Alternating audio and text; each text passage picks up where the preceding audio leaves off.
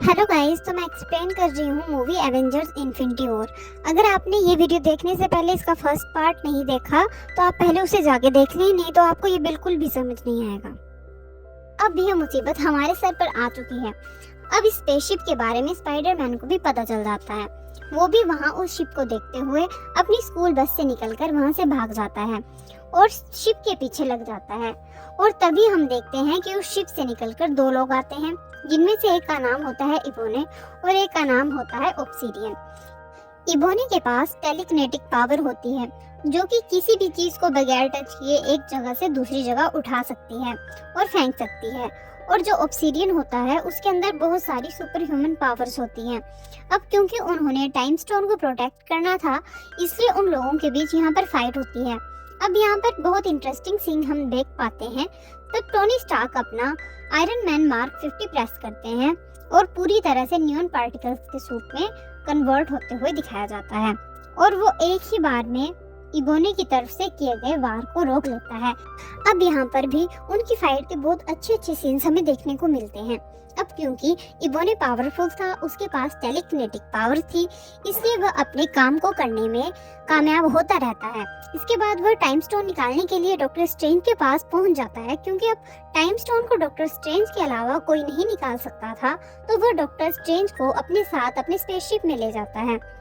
लेकिन वह यह नहीं जानता था कि उसके शिप में टोनी स्टार्क और स्पाइडरमैन भी एंटर हो गए हैं। इसके बाद भी विजन दिखाया जाता है। अब क्योंकि थैनोस की टीम इन्हीं ब्लैक ऑर्डर के पास उस सभी इन्फिनिटी स्टोन की एनर्जी के फ्लो को रेड करने की पावर होती है, तो इसलिए तो पहले वो डॉक्टर स्ट्रेंज के पास आते हैं टाइम स्टोन लेने के लिए, और साथ ही विजन के पास माइंड स्टोन निकालने के लिए प्रोक्सिमा मिडनाइट और कोर्वस ब्लेड जाते हैं।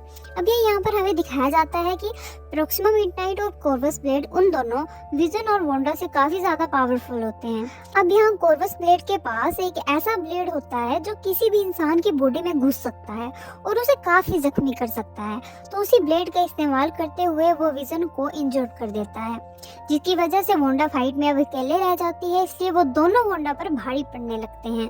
लेकिन तभी वहाँ पर द कैप्टन अमेरिका आ जाते हैं और वो वहाँ आकर फॉल्कन और नताशा यानी ब्लैक विंडो की हेल्प से उन दोनों को हराने में कामयाब हो जाते हैं। और जब ये तीनों उन दोनों को मारने ही वाले होते हैं, तो वो दोनों यानी प्रोक्सिमा मिडनाइट और कोर्वस ब्लेड एक पोर्टल ओपन करके वहां से भाग जाते हैं। अब क्योंकि विजन काफी बुरे तरीके से इंजर्ड हो गया था, तो वो सभी डिसाइड करते हैं कि वो ब्लैक पैंथर की हेल्प लेंगे विजन को ठीक करने के लिए। इसके बाद सीन शिफ्ट होकर गार्डियन ऑफ गैलेक्सी के पास आता है, जहाँ पर गमोरा और पीटर क्विल बातें करते हुए आगे बढ़ रहे होते हैं। यहाँ पर गमोरा पीटर को बताती है कि काफी सालों पहले की बात है, जब थैनोस हमारे प्लेनेट पर भी आया था और उसने हमारे प्लेनेट के आधे लोगों को मार दिया था, और उन लोगों में मेरी मदर भी शामिल थी। लेकिन इस बार थैनोस को मैं ऐसा नहीं करने दूंगी, और मेरे पास एक सीक्रेट है जिसकी वजह से मुझे यहाँ लेने थैनोस जरूर आएगा। और वो पीटर को कहती है, तुम्हें मुझे प्रॉमिस करना होगा कि थैनोस मुझे अपने साथ ले जाने की कोशिश करे तो तुम्हें मुझे जान से मार देना होगा। अब हालांकि पीटर क्विल ऐसा कर तो नहीं सकता था, वो करना भी नहीं चाहता था, लेकिन फाइनली वो गमोरा से प्रॉमिस कर देता है। इसके बाद वो सीधा चले जाते हैं नोवेयर यानी जहाँ पर कलेक्टर रहता था। वहाँ पहुंचकर उन्हें पता लगता है कि थैनोस उसे मारने की धमकी देता है और कहता है कि तुमने मुझे द रियलिटी स्टोन नहीं दिया तो मैं तुम्हें जान से मार डालूंगा। लेकिन वहाँ पर गमोरा आकर थैनोस को मार देती है। लेकिन वहाँ पर हमें पता चलता है कि थैनोस तो उनसे पहले ही वहाँ पर आ गया था और उसने कलेक्टर से द रियलिटी स्टोन भी ले लिया था, और जो ये सभी हमने देखा था वो असल में थैनोस ने एक एक्स्ट्रा एंटिटी क्रिएट की थी, सिर्फ गमोरा को अपने ट्रैप में फंसाने के लिए। जब पीटर क्विल को ये बात पता चलती है कि थैनोस गमोरा को अपने साथ ले जाने वाला है, तो वह गमोरा को अपनी गन से शूट करने की कोशिश करता है। लेकिन थैनोस उसकी गन में बुलेट्स की बजाय बबल्स बना देता है, जिसके बाद वह गमोरा को वहां से लेकर निकल जाता है। इसके बाद हमें उसी बड़े से स्पेसशिप का सीन दिखाया जाता है जो न्यूयॉर्क में आई हुई थी। यहाँ पर इबोने डॉक्टर स्ट्रेंज के साथ होता है। क्योंकि उस स्पेसशिप में आयरन मैन और स्पाइडरमैन भी होते हैं, तो इसलिए वो कुछ मुश्किलों का सामना करने के बाद डॉक्टर स्ट्रेंज को वहां से बचा ही लेते हैं। साथ ही वो इबोने को स्पेस में मरने के लिए छोड़ देते हैं। अब यहाँ पर उन लोगों के बीच डिस्कशन होने लगती है। अब यहाँ पर टोनी स्टार्क डॉक्टर स्ट्रेंज को कहते हैं कि मैं थैनोस को अर्थ पर टाइम स्टोन लाकर बहुत सारे लोगों को मरने नहीं दे सकता, और अगर वह ये टाइम स्टोन लेना चाहता है तो उसे लड़ने के लिए हमें उसे कहीं बुलाना पड़ेगा। अब क्योंकि थैनोस टाइटन प्लैनेट से आया हुआ था तो इसलिए वो टाइटन प्लैनेट पर जाकर थैनोस से लड़ने का डिसाइड करते हैं। इसके बाद हमें थैनोस और गुमोरो दिखाए जाते हैं जो वॉर में होते हैं, जहाँ पर उनकी मुलाकात रेड स्कल से होती है। यहाँ पर हमें रेड स्कल सोल स्टोन का गेट कीपर दिखाया जाता है।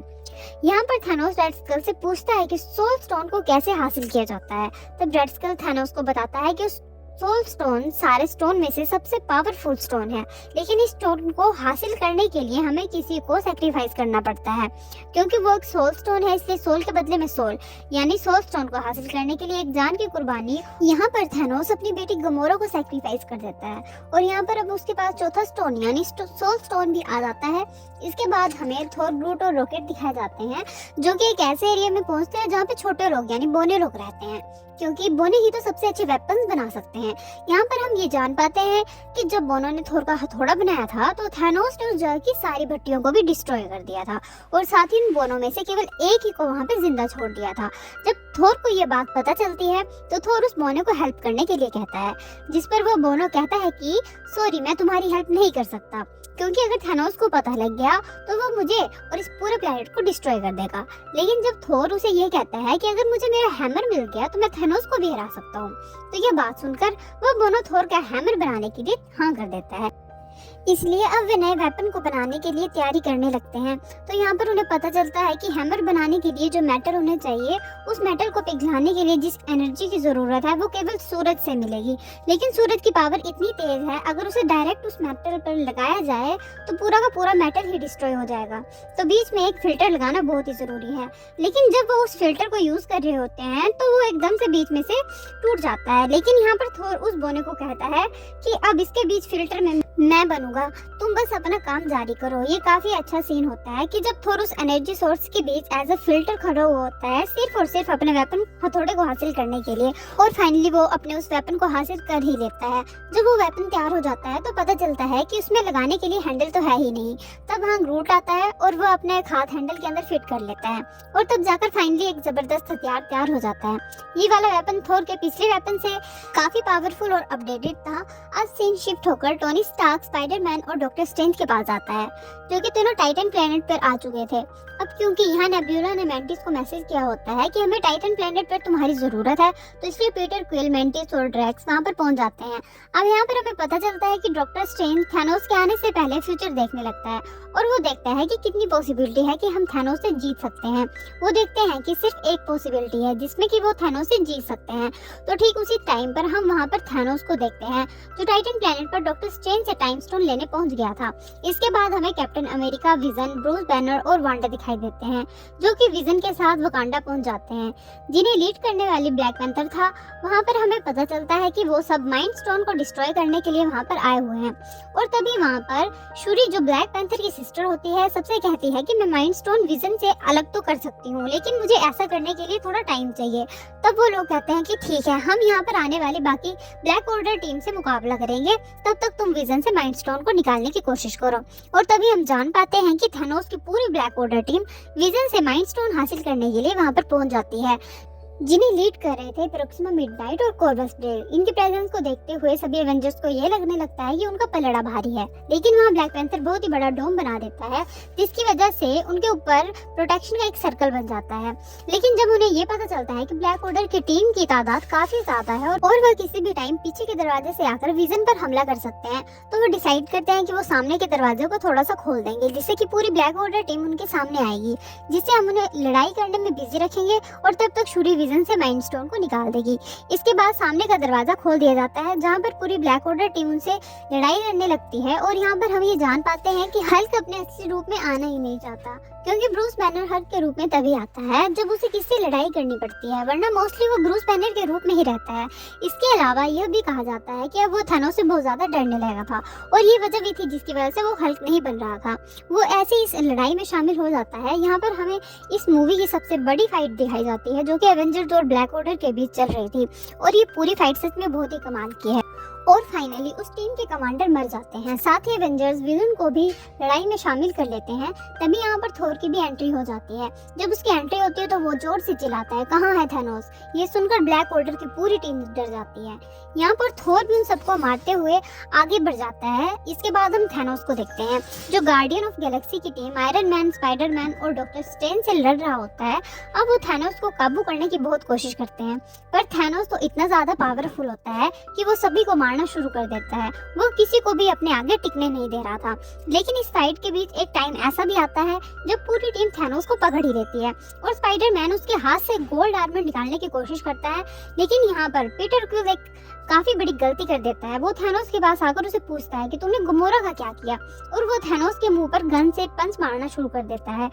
उसकी वजह से थैनोस फिर से होश में आ जाता है और वो फिर से अपना गोल्ड आर्मर पहनकर उन सबको मारने लगता है, उन पर भारी पड़ने लगता है। तब यहाँ पर हम एक और बड़ी जबरदस्त फाइट देखते हैं, जहाँ पर आयरन मैन थैनोस से लड़ रहे होते हैं। अब आयरन मैन का सूट काफी पावरफुल था, इसलिए उनके बीच काफी जबरदस्त टेक्निकल फाइट चलने लगती है। अब हालांकि थैनोस की बॉडी से खून का केवल एक ही ड्रॉप गिरता है, लेकिन उसे इतना गुस्सा आ जाता है कि वो टोनी स्टार्क को उसकी ही ब्लेड से काफी इंजर्ड कर देता है और उसे जान से मारने लगता है। लेकिन तब वहाँ डॉक्टर स्ट्रेंज थैनोस को कहता है कि तुम इसे मत मारो, इसे छोड़ दो। अगर तुम इसे छोड़ दोगे तो मैं तुम्हें टाइम स्टोन दे दूंगा।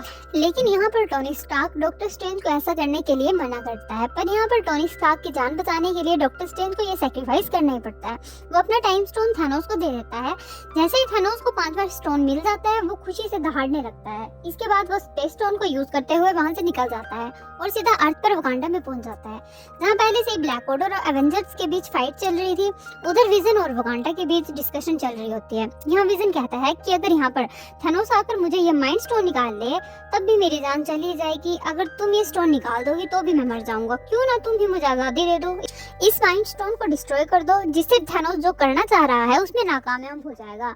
अब यहाँ पर वांडा ना चाहते हुए भी विजन के सर से माइंड स्टोन निकालने की कोशिश करती है और फाइनली वो कामयाब भी हो जाती है। लेकिन जैसे ही वो उसे डिस्ट्रॉय करने लगती है, वहाँ पर थैनोस आ जाता है और वो वहाँ पर आकर टाइम स्टोन की हेल्प से टाइम पीछे कर देता है।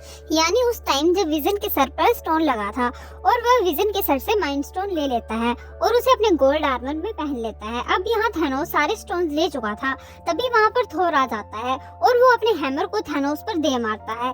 लेकिन यहाँ पर थैनोस थोर से कहता है, थोर तुमने गलती कर दी, तुम्हें इस हैमर को मेरे सर पर मारना चाहिए था। और तभी यहाँ पर थैनोस चुटकी बजाता है, जिससे पूरा यूनिवर्स, पूरा अर्थ 2 हिस्सों में बंट जाता है।